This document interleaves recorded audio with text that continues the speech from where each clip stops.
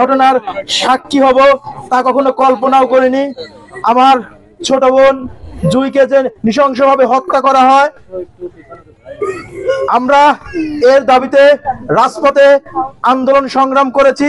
আমরা যখন জানলাম এই হত্যার দোষীদের ধরা হয়েছে, বিচারের আওতায় নিয়ে আসা হয়েছে, আমরা খুবই খুশি হয়েছিলাম যে আমাদের বড়াই গ্রামে এই ঘটনার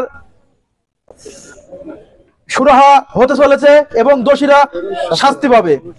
কিন্তু আমরা যখন জানতে পারলাম যে এই ঘটনার তদন্তে প্রশাসন সহ এলাকার কিছু মানুষ এখানে যে তদন্ত হয়েছে তার মধ্যে কিছু অসঙ্গতি রয়েছে, এলাকাবাসী সহ আমরা জানতে চাই এই হত্যাকারী সহ কি মোটিভে হত্যা করা হয়েছে, কারা হত্যা করেছে, হত্যার সময় এবং কিভাবে এই এসসি গুলো আসলো,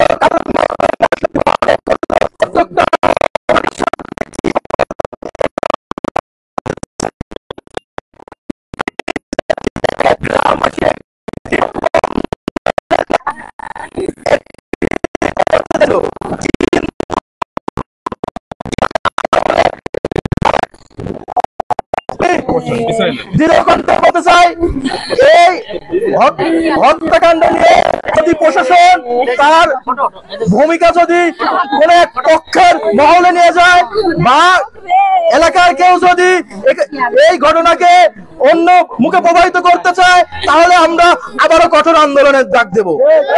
আমরা চাই কোন দোষী যেন ঘরে থাকতে না পারে, সে যেন তার শাস্তির আওতায় আসে।